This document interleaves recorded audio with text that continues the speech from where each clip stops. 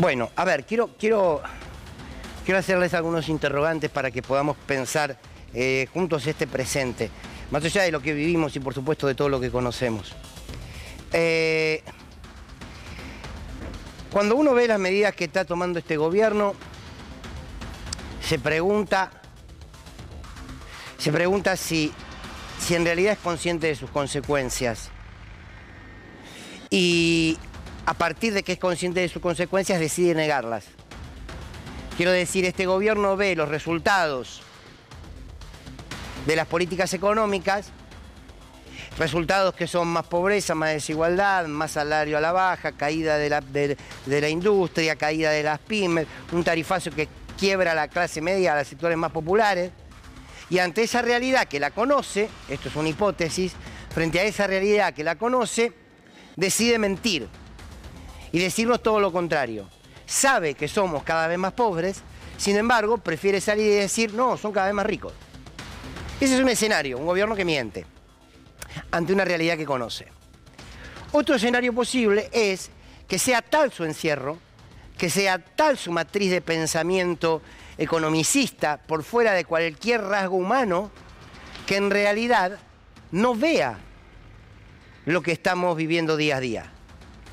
O sea, el escenario sería, en la primera hipótesis, un gobierno que ve la realidad pero que no le importa, y la otra hipótesis es un gobierno que desconoce absolutamente la realidad. La senda de eso es trágica, de igual manera, porque no hay ninguna luz de esperanza de que este gobierno modifique nada, sea porque es consciente y decide mentir, o sea porque vive en la inconsciencia permanente. Ahora, cuando uno lo escucha a Milei, tiene muchas preguntas para hacerse. Y creo que son preguntas que nosotros tenemos que multiplicar entre nosotros, para que de alguna manera se pueda ir construyendo un sentido que vaya advirtiendo que no solamente este gobierno miente, sino que este gobierno está dispuesto a profundizar su mentira. Por lo tanto, a profundizar sus políticas. Dio una entrevista al presidente de la Nación, un colega, y habló sobre un ajuste con conciencia social. Vamos a escucharlo, así podemos reflexionar sobre estos dichos del presidente de la Nación. A nosotros nos decían que alcanzar el déficit cero era imposible, que no se podía ajustar más que un punto del PBI por año con suerte. Cuando nosotros dijimos que íbamos a conseguir el déficit cero en el primer año de gestión, nos dijeron que era imposible, que era una locura, que estábamos delirando, se nos reían de la idea de la motosierra. Ahora, es muy interesante esto. ¿Por qué? Porque lo logramos en un mes. Y esto es muy interesante porque además lo hicimos con mucha conciencia social. Porque el ajuste sobre, por ejemplo, obra pública, que la eliminamos de cuajo, las transferencias discrecionales de provincias, que la eliminamos de cuajo, que pasamos de 18 ministerios a 8, digamos, con reducción de personal, con reducción de, por ejemplo, de los curros de los gerentes de la pobreza. Bueno, toda esa situación, nosotros sobrereaccionamos el ajuste y le dimos contención social. Bueno, la pregunta es, ¿cuál fue la contención social? ¿Cuál es la contención social? La pregunta es, ¿a quiénes se los contuvo? ¿Con qué políticas? ¿Con qué instrumentos? Esto no tiene respuesta, porque lo que dice el presidente es mentira. Pero sobre todo, porque hay algo que parece conceptual pero que no lo es, hacia la matriz de pensamiento de este gobierno, que es importante que tengamos en cuenta. Que es, este gobierno no tiene un concepto de sociedad. No tiene un concepto de que toda sociedad debe tener normas, debe tener conductas que se respetan, que se consensúan, para que todos podamos vivir con el libre ejercicio de nuestros derechos y vivir conviviendo. Este gobierno no tiene ese concepto, porque el concepto de sociedad es un concepto con una mirada colectiva, y este gobierno y este presidente no tiene una mirada colectiva de nada. Construye una política donde el individuo está exacerbado. Sos vos frente al mercado, sos vos frente a la imposibilidad de tener un trabajo, sos vos frente a la imposibilidad de comprar un remedio, sos vos frente a la realidad de tener hambre. ¿Y quién lo va a resolver? Vos. Esta es la lógica conceptual filosófica de este gobierno. Por lo tanto, este gobierno cuando habla de contención social ya miente desde la perspectiva que no tiene ningún concepto de sociedad. El otro para este gobierno, la otra para este gobierno, no son actores que hay que considerarlos precisamente para construir esa sociedad integrada, sino la lógica del otro o de la otra es la lógica de unos contra otros. Vos sos el artífice de tu propio destino. Esa es la lógica de una libertad que es mentira, porque como lo hemos dicho en más de una oportunidad, la libertad individual no existe. Es una mentira del mercado, del modelo, que te hacen creer que vos lo podés todo.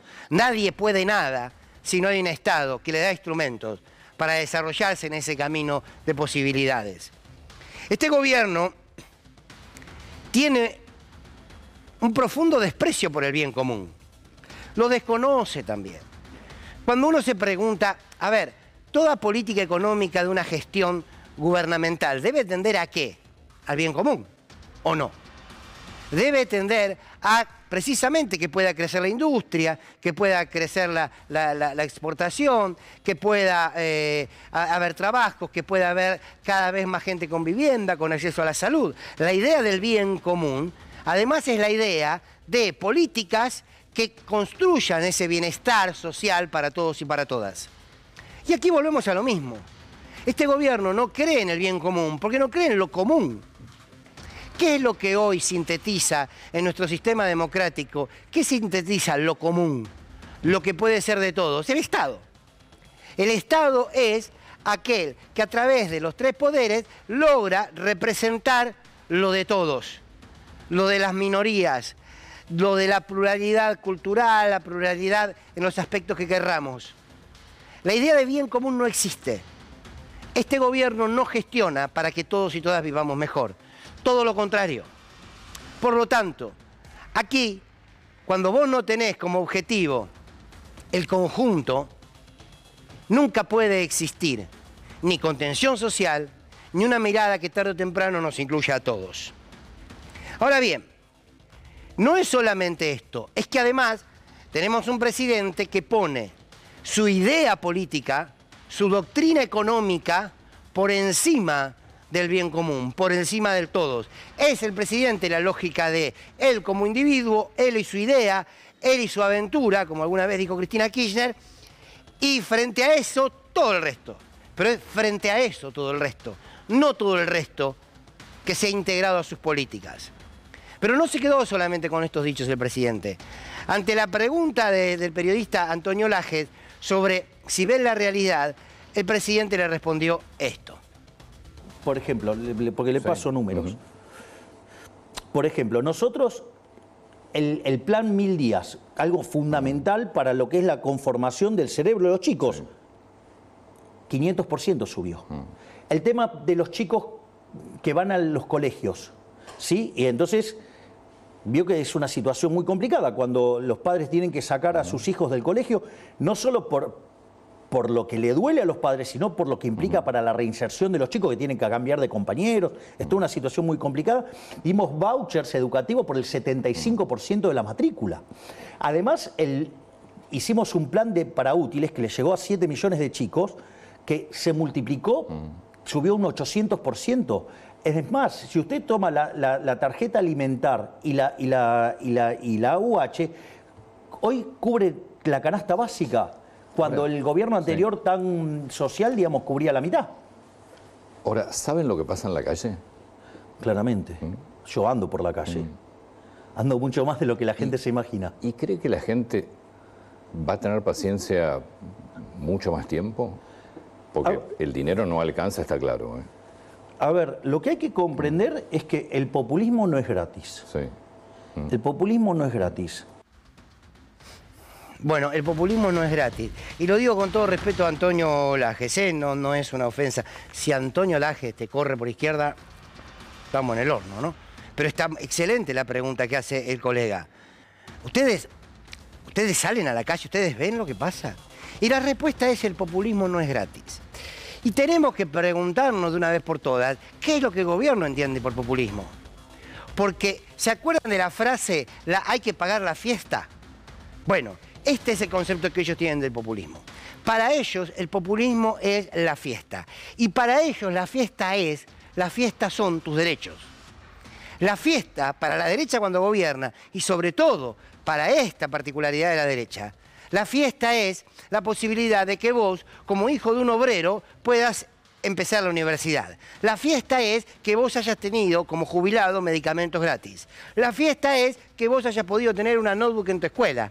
La fiesta es que la industria tenga recursos del Estado Nacional para producir.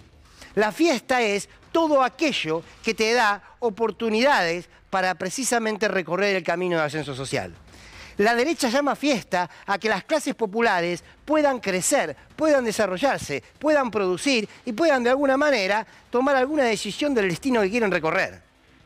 Para ellos la fiesta es precisamente el bien común. Por eso vuelvo al principio.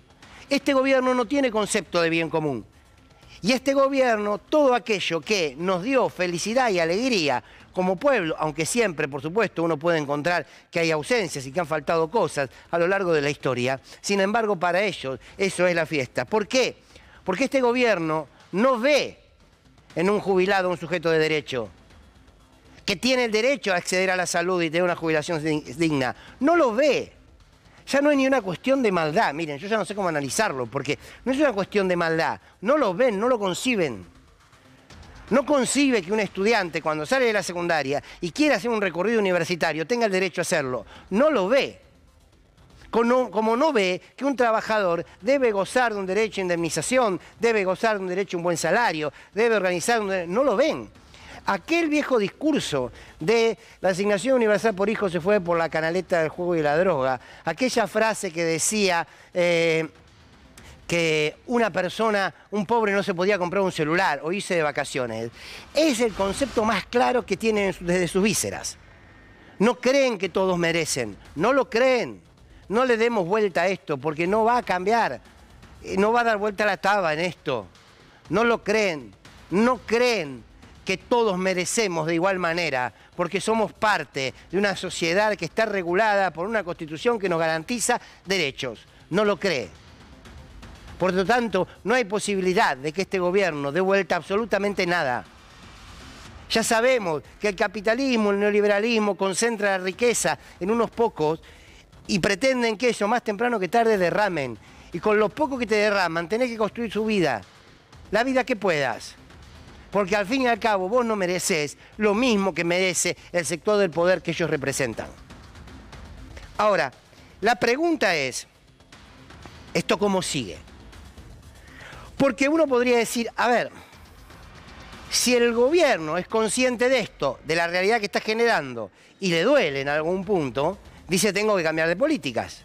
Hubo acá muchísimos gobiernos, que uno ha criticado mucho y que puede estar en las antípodas, pero que cuando veían algunas medidas que no eran positivas hasta para su propia imagen, trataban de ver la situación. Pongo el ejemplo de Macri. El gobierno de Macri fue nefasto.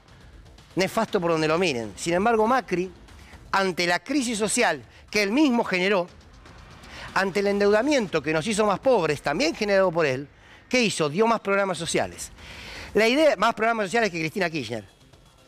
El hecho de que decidan dar un programa social evidencia que advertían que había consecuencias negativas de su política y que a esos sectores había que contenerlos, porque esos sectores tarde o temprano se le iban a parar de frente. Y ahí aparecía como una especie de contención el programa social. Este gobierno no. Este gobierno te empobrece, este gobierno te saca los programas sociales y después te dice que sos más rico que antes. Es una locura. Milei no está loco, pero el accionar de este gobierno es una locura.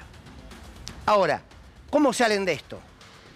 Y uno dice, o retroceden en sus políticas, o tienen que caminar inevitablemente hacia un recorrido que es predictatorial.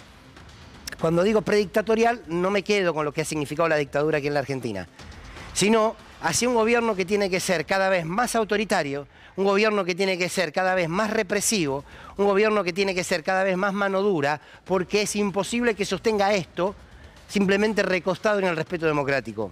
No lo va a poder hacer. No lo va a poder hacer. De ninguna manera.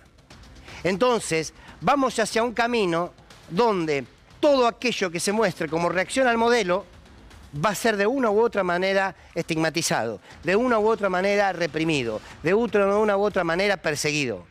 Hacia esto vamos. Y hoy los jóvenes que en las universidades las están tomando porque están alzando la voz, porque están defendiendo su derecho a educarse, están defendiendo el derecho colectivo hacia la universidad pública, al mismo tiempo se configuran como los actores sociales más visibles porque son los únicos que no están especulando. Porque la lista de los especuladores de acá y allá hay a montones. Entonces, ¿cuál es la respuesta frente a eso? La represión, infiltrar para generar espacios de violencia, porque el camino, por eso hoy decidí hablar de la senda trágica, el camino de este gobierno es empezar a construir pequeños escenarios de miedo. No voy a usar la palabra terror porque es muy fuerte.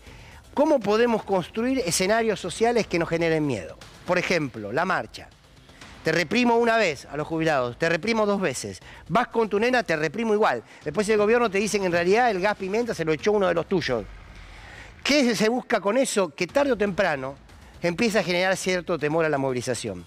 Che, si reprimieron una vez, 2 veces, 3 veces, puedo llegar ahí, me pueden reprimir y me puede pasar algo. No importa si tengo 9 años o 78. Mejor me quedo en mi casa.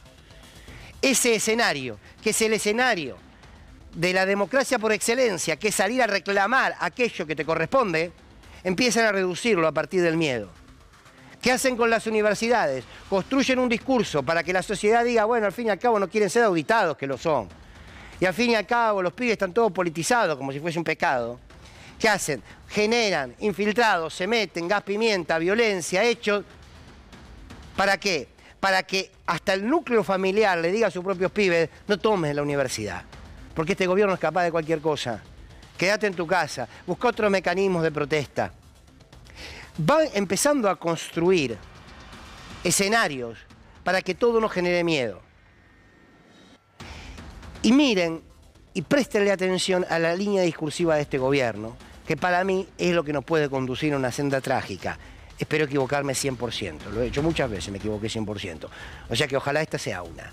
Quiero que lo escuchen al jefe de gabinete, a Franco, hablando sobre la toma de los estudiantes, sobre la lucha estudiantil. Fíjense a qué momento de nuestra historia se va y fíjense lo que dice sobre los estudiantes. Escuchaba hablar en algunas notas que se hicieron a vecinos del lugar donde están tomadas las universidades, y escuchaba gente con mucho criterio cuestionarlos a los chicos y decir, che, yo viví la década del 70, ¿no? Yo también la viví en la universidad. Y en la década del 70 también se tomaban universidades. Y se tomaban universidades y después se generaron movimientos que utilizaron la violencia para expresar sus posiciones, se convirtió en guerrilla subversiva y generó después la represión. Esos procesos son negativos. Yo creo que uno puede expresar una protesta, no digo que no, pero la tiene que expresar dentro de los carriles normales. ¿Lo escucharon a Franco? Lean ahora este tuit. Nicolás Márquez dicen que es un tipo que hace biografía de Milei. Bueno, ¿vieron que al final las noches de los bastones largos no fue un error? Los dichos de este hombre y los dichos de Franco quieren empezar a construir un discurso, que es el discurso, ojo, que de la toma de las facultades salieron jóvenes armados en los 70. Salió la guerrilla en los 70. ¿Cómo terminó eso? Con la justificación de la represión, del proceso de reorganización nacional. Había que reorganizar la sociedad porque la sociedad era violenta y estaba lleno de jóvenes que atentaban contra... Ojo con este discurso. El jefe de gabinete dijo que de estas protestas pueden salir aquellos espacios de resistencia armada que salieron en los 70. Dijo eso, ¿eh? Y el otro dice, bueno, ¿vieron que la noche de los lápices... Insisto, estamos frente a un gobierno autoritario que nos va a llevar por una senda trágica.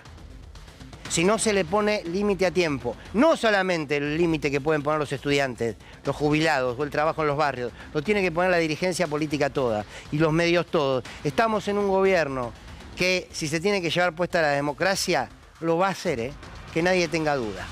Bienvenidos y bienvenidas, esto es Sin Lugar para los Débiles.